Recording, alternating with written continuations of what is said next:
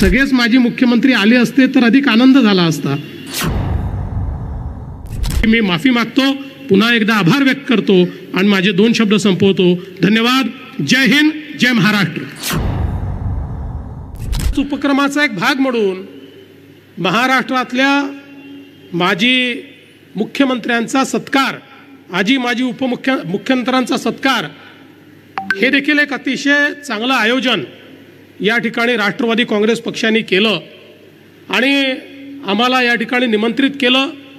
खरं म्हणजे आपण जर सिंहावलोकन केलं तर या महाराष्ट्रामध्ये जेवढे नेते आहेत, कोणी मुख्यमंत्री झाले, कोणी उपमुख्यमंत्री झाले, कोणी मंत्री झाले, सर्वांनी महाराष्ट्राच्या जडणघडणीमध्ये काही ना काही मोलाचा वाटा त्या ठिकाणी केलेला आहे।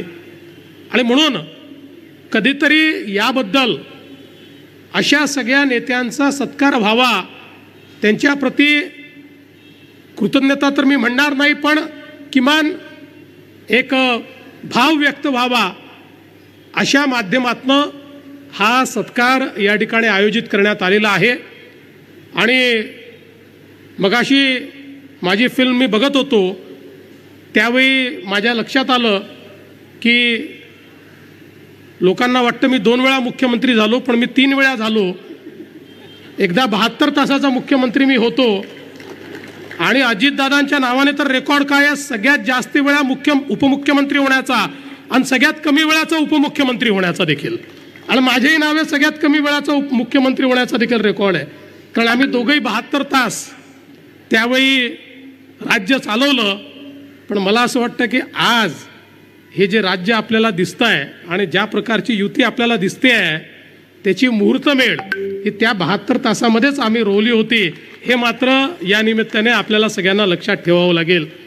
आणि म्हणून मला असं वाटतं की निश्चितपणे आपण हा जो सत्कार केलेला आहे, यातनं एक अधिक चांगलं काम करण्याची प्रेरणा ही मला प्राप्त होईल। आपला महाराष्ट्र हा अतिशय शक्तिशाली अशा प्रकारचा महाराष्ट्र आहे। ज्यावेळेस महाराष्ट्राच्या शक्तिस्थानांकडे मी बघतो त्यावेळी मला असं वाटतं की या महाराष्ट्राला असीमित अशा प्रकारची संधी आहे। या महाराष्ट्राच्या विकासाकरता, इथल्या जनाजनाच्या विकासाकरता असीमित अशा प्रकारची संधी आहे। आणि म्हणूनच आम्ही सगळे, मी असेन, अजितदादा असतील, आमचे एकनाथरावजी शिंदे साहेब असतील, किंवा मंत्रिमंडळातले आमचे सगळे सहकारी असतील, किंवा आम्हाला मार्गदर्शन करणारे सगळे नेते असतील, आम्ही सगळे हाच प्रयत्न करतो की आपल्या हातून एक बलशाली, एक सक्षम आणि शेवटच्या माणसापर्यंत विकास पोचलेला महाराष्ट्र आपल्याला कसा तयार करता येईल, याकरताच आमचा सगळ्यांचा प्रयत्न आहे। आणि या प्रयत्नामध्ये मी असं समजतो की राष्ट्रवादी काँग्रेस पक्षाने आमचा सत्कार करून आम्हाला काम करण्याची एक नवीन प्रेरणा दिलेली आहे। त्याबद्दल मी आपल्या सर्वांचे मनापासून आभार मानतो।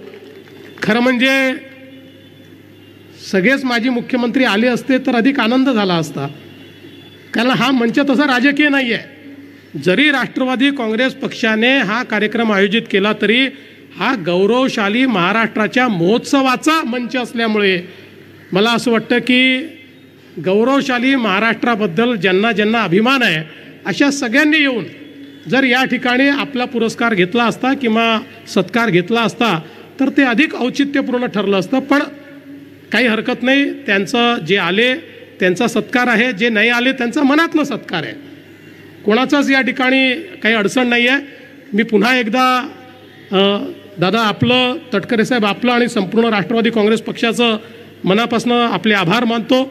आणि खरं म्हणजे राणेसाहेब आणि अशोकराव आपल्या भाषणापूर्वी या ठिकाणून जाणं हे औचित्याला साधून नसलं तरी आपल्याला कल्पना आहे, कारण आपण दोघंही माझ्यापेक्षा सिनियर मुख्यमंत्री आहात, त्यामुळे मुख्यमंत्र्यांना कार्यक्रमांना जावं लागतं।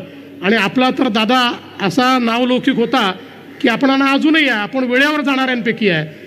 आम्ही थोडं 2-5 मिनटं इकडे तिकडे जातो, त्याच्यामुळे आमचे राणेसाहेब असतील, अजितदादा असतील, हे वेळेवर जाणारे लोक आहेत। आणि म्हणून पुढच्या कार्यक्रमाला जो वेव्सच्या संदर्भातला कार्यक्रम आहे त्याला मला जायचं असल्यामुळे या मंचाची मी माफी मागतो। पुन्हा एकदा आभार व्यक्त करतो आणि माझे 2 शब्द संपवतो. धन्यवाद.